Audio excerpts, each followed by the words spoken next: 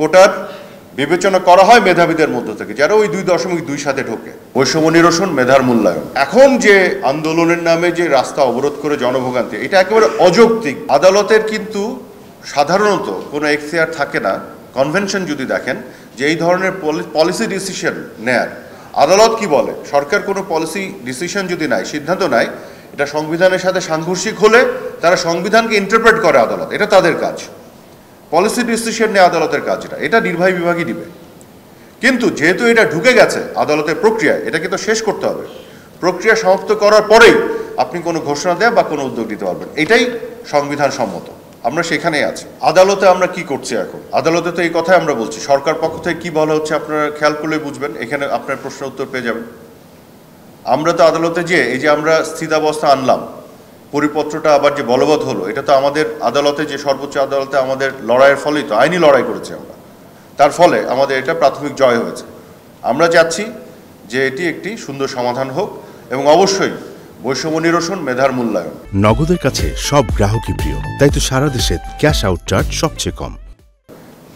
এইটাকে সামনে রেখেই, মানে কোটা বিষয় সাধারণ যারা পিছিয়ে থাকা মানুষের অধিকার সংরক্ষণ করেই এটা সমাধান হবে। বঙ্গবন্ধু কন্যা কিন্তু সরকারের প্রধান, নির্বাহী বিভাগের প্রধান, মাথায় রাখতে হবে। উনি কিন্তু বাংলাদেশের 17 কোটি মানুষকে নিয়ে ভাবেন, কাজে এই আস্থাটি রাখতে হবে।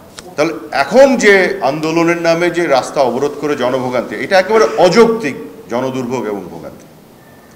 আপনি অন্য কোনো এক্সাম্পল এনে বলতে পারবেন না যে তখনও তো হয়েছিল, এখনও হয়েছিল। দেখতে হবে যৌক্তিকতা আছে কিনা। যৌক্তিকতা থাকলে জনগণের অসুবিধা হয়, জনগণও মেনে নেয়।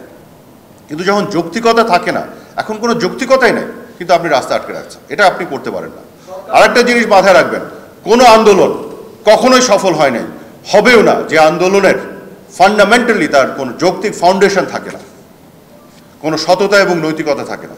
এটা থাকতে হবে। কিন্তু আপনি বলে দিচ্ছেন যে কোটা না মেধা, আপনি একটা অসত্য একটা ন্যারেটিভ বাজারে নিয়ে আসছেন যে কোটার কারণে মেধার অবমূল্যায়ন হচ্ছে, অথচ আপনি বলছেন না কোটার বিবেচনা করা হয় মেধাবীদের মধ্য থেকে, যারা ওই 2.2 সাথে ঢোকে, ওইখানে সবগুলো স্তর অতিক্রম করে যারা ঢোকে। কাজে আপনি তো এই কথা বলছেন না, ওখানে একটা ডিস্ট্রিবিউশন হয় বৈষম্যকে কমানোর জন্য বরং, তাই তো? আমি মনে করি, এটা আমার ব্যক্তিগত মত, একটা সময় পরে পরে কোটার টাইপের বিষয়গুলো সমাজের অবস্থা পরিবর্তন, পারিপার্শ্বিকতা, এগুলো মাথায় রেখে এগুলো মানুষের অধিকার সংরক্ষণের জন্য এটাকে যুগোপযোগী করার সিদ্ধান্ত নেওয়া যেতে পারে। এটা ঠিকই আছে, এগুলো সরকারও এগুলো চিন্তা করে। এখানে কিন্তু আপনি সরকারের কোনো পর্যায় থেকে দেখেছেন একেবারে উল্টো কোনো বক্তব্য দিতে কেউ দেয়নি।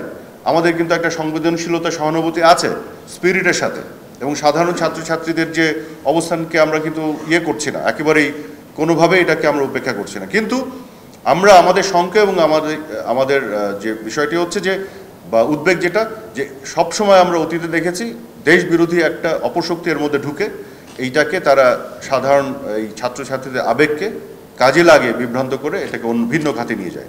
এখানেই সাবধান হতে বলছে।